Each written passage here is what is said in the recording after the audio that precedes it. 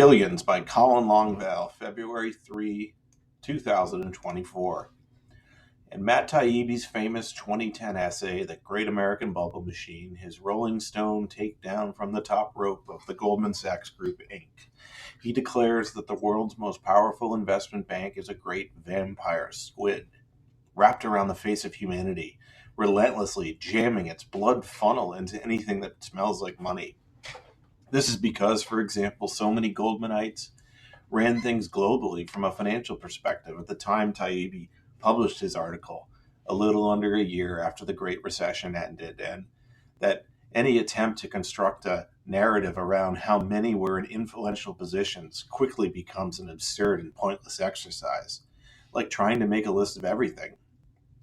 Or consider that the bank's unprecedented reach and power have enabled it to turn all of America into a giant pump and dump scam, manipulating whole economic sectors for years at a time, moving the dice game as this or that market collapses, and all the time gorging itself on the unseen costs that are breaking families everywhere, such as high gas prices, rising consumer credit rates, half-eaten pension funds, mass layoffs, and future taxes to pay off bailouts. In the Great Depression, Taibbi describes Goldman Sachs' investment trust scheme like this. You take $1 and borrow $9 against it. Then you take that $10 fund and borrow $90. Then you take your $100 fund. And so long as the public is still lending, borrow and invest $900. If the last fund of the line starts to lose value, you no longer have the money to pay back your investors, and everyone gets massacred. And he quotes John Kenneth Galbraith, who wrote that the trusts were a major cause of the market's historic crash. In today's dollars, the losses the bank suffered totaled $475 billion. It is difficult to marvel at the imagination which was implicit in this gargantuan insanity. If there must be madness, something may be said for having it on a heroic scale. To help inflate the 1998 to 2000 dot-com bubble, in which some $5 trillion of wealth was wiped out in the NASDAQ alone, Goldman's tech IPO strategy was to wrap ribbons around watermelons, tossing them out 50-story windows, and opening the phones for bids. You were only a winner if you took your money out before the melon hit the pavement. One prominent hedge fund manager said that their analysts were out there saying bullshit.com is worth $100 a share. And professor of finance at University of Florida outlined the degradation of bank standards for the viability of a public company. In the early 80s, the major underwriters insisted on 3 years of profitability. Then it was 1 year, then it was a quarter. By the time of the internet bubble, they were not even requiring profitability in the foreseeable future.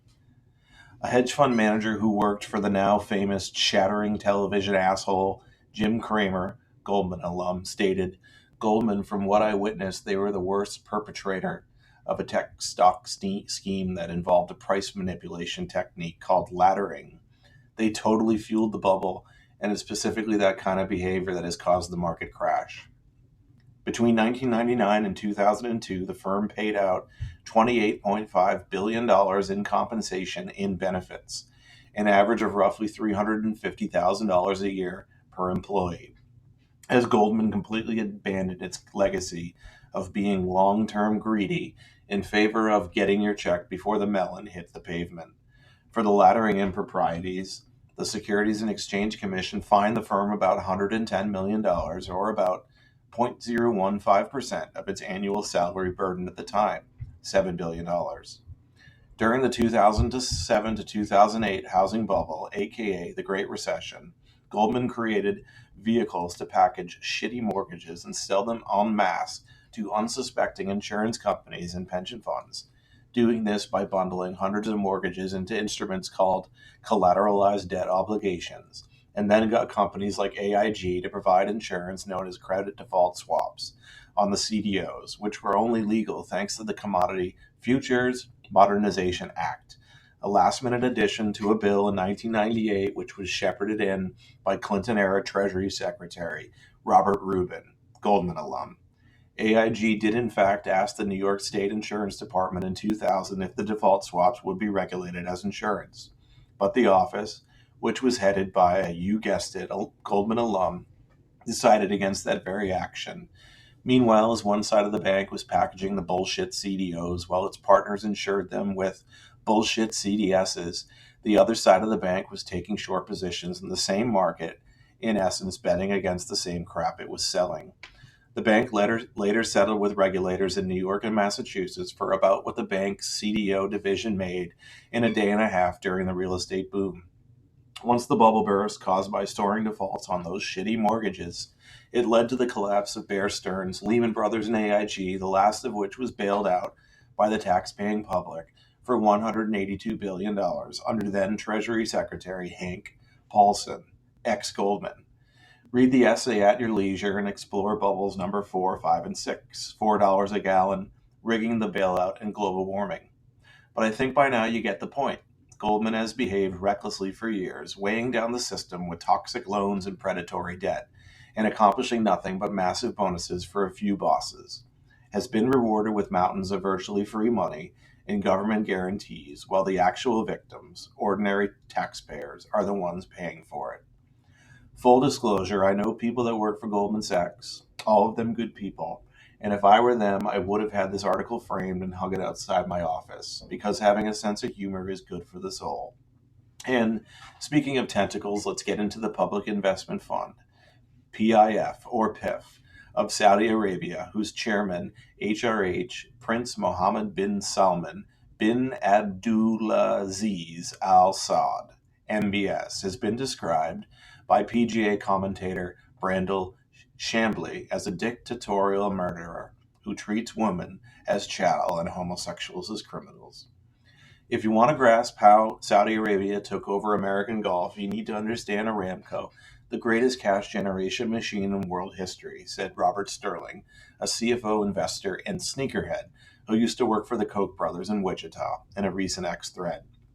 Aramco, also known as Saudi Aramco, is a state-owned petroleum and natural gas company that is the national oil company of Saudi Arabia, and as of 2022, it is the largest company in the world by revenue, according to Wikipedia. The first is Walmart. It has the world's second largest proven crude oil reserves at more than 270 billion barrels, and the largest daily oil production of all oil-producing companies, and it has a market cap of about $7.5 trillion. Putting Aramco into perspective, Sterling notes that Exxon, ticker XOM, in 2022 paid dividends of slightly under $15 billion to its shareholders, while Aramco paid out over $75 billion, or 5x what XOM did. And since 90% of the company is government-owned, most of that went directly to the House of Saud. Additionally, the Saudi government received more from taxes, zakat, Islamic almsgiving, and oil and gas royalties totaling $155 billion, and combined with the dividends payments totals a yearly revenue amount that if Jeff Bezos converted all of his assets to cash, he would have about 2/3 of that. The Saudis use much of this to fund public spending, but not all of it, and they ran a surplus of just under $28 billion in 2022, part of which they regularly pour into the PIF, which currently has about $650 billion of assets under management. And they're reportedly going to grow that to a full $1 trillion over the next 2 years. And they're deploying it all over the world.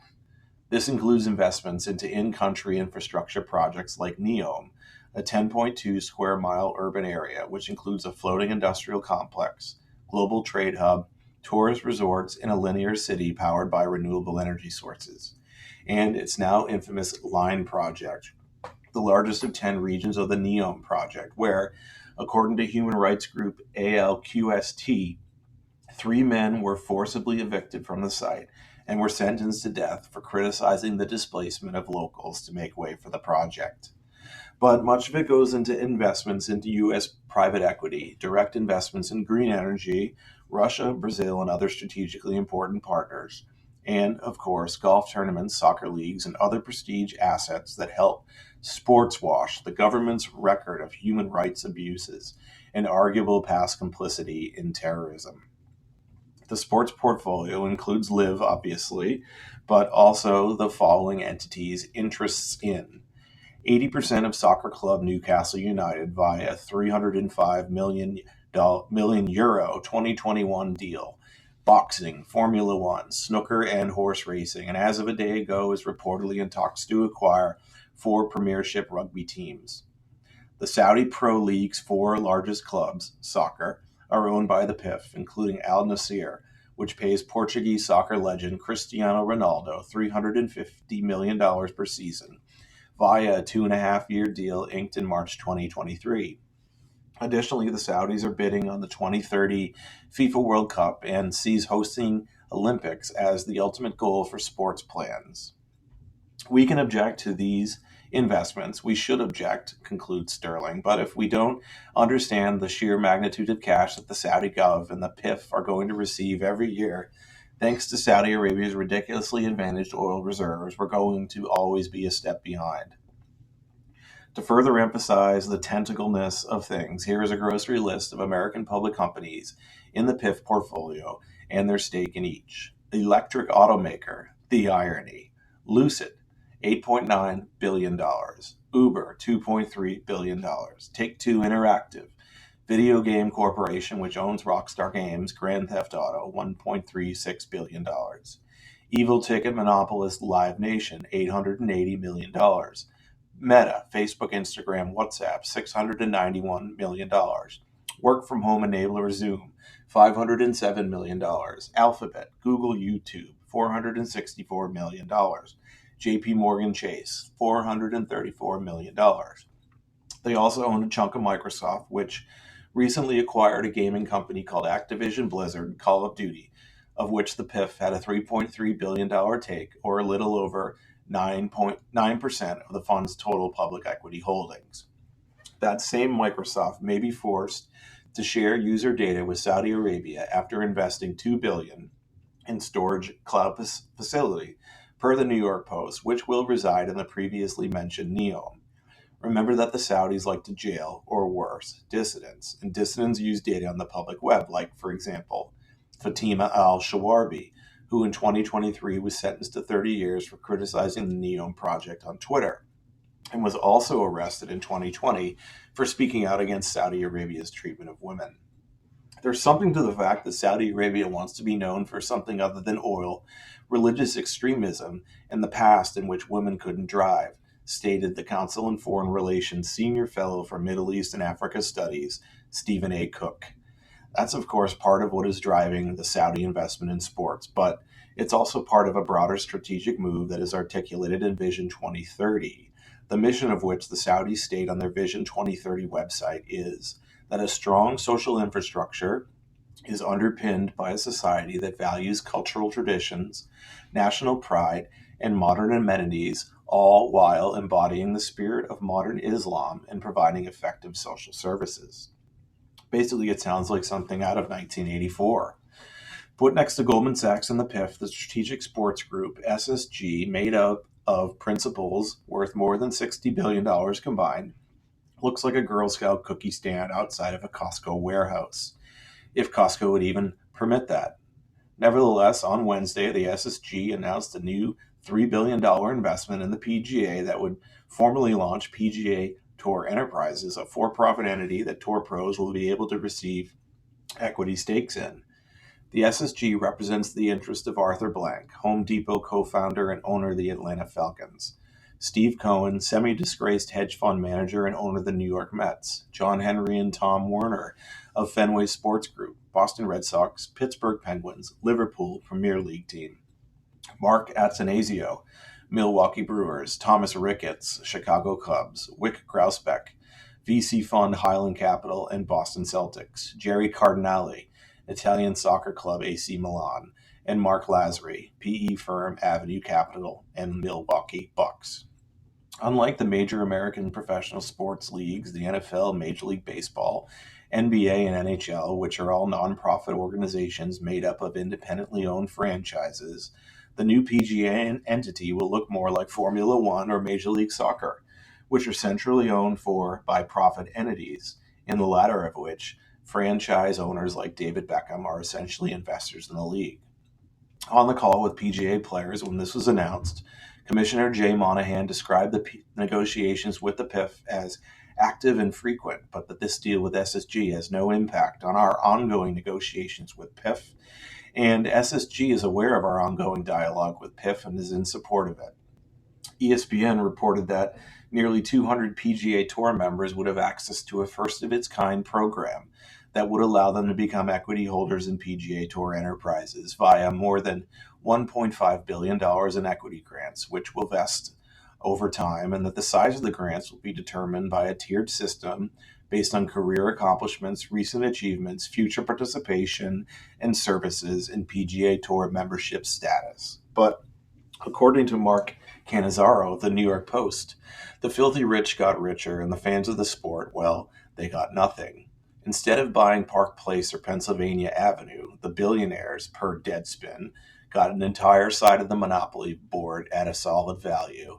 And of Monahan's many mistakes, thinking he can skew the bargaining process by adding a bunch of billionaire backers when he's negotiating with people who possess an almost bottomless fund might be the dumbest.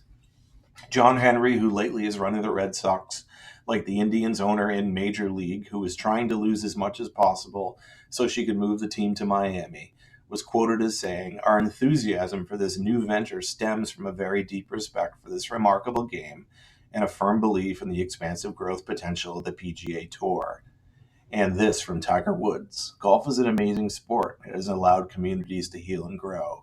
And we as a team are going to offer that according to what we believe is the true compensation and meritocracy that our sport has been built upon for all these years." Of whether the PGA and LIV players will be joining each other, ultimately, LIV player Bryson DeChambeau told Golf Week, "I hope people can just put down their weapons and come to the table and figure it out, because that's what's good for the game of golf and for fans in general." And as for John Rahm's perspective, "I think we're here to play golf, perform, and whatever comes, comes."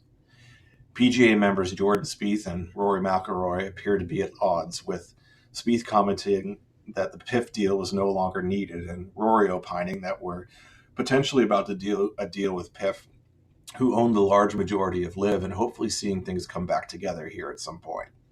Spieth also said that your question being specifically about their funding, "I think the coolest thing about it is that the players are now owners. So not only do they benefit with the tour, they are now equity owners, that they want to push it themselves. They want to make the product better themselves. Not that they didn't before, but they directly benefit from owning a piece." And so I think that part of it is maybe the coolest part of the funding, obviously, having some big guns behind us, some backup, and the strategery that this group offers was actually something that was very important, which makes me want to ask if free breadsticks come with that word salad. And yes, he actually said strategery and meant it. I wouldn't mind more investors into the PGA Tour, but I wouldn't want to see any of the LIV guys coming back, Christian Bezendenhout told ESPN. "There's a lot of guys who also turned down millions of dollars, which would have made a difference in their life. And I just know even some of the top guys who don't want the LIV guys back here. If the PIF wants to invest, obviously that's great. But I just feel like the players on the PGA Player Board would represent 70% of the players that feel the way I feel." Reminding us once again that the LIV divide goes deep in many hearts, fans and players alike. If all of this talk of millionaires and billionaires and trillion-dollar valuations is making you dizzy, consider this from Golf Channel's Chambly. "The Saudis in their ignorance have merely bought a moment in time.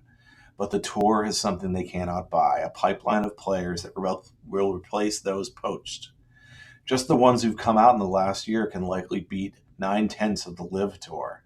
The PGA Tour needs to stop playing the Saudis' game of buying players and get back to playing their game of producing great players and stories. The PGA Tour may not be able to compete when it comes to buying players, but the Saudis can't even come close to producing them." As Sam Harris, the American philosopher, neuroscientist, author, podcast host, and someone I credit for being very good at just making himself sound very smart, said on this totally unrelated podcast, "The reason for this myopia is really inscrutable."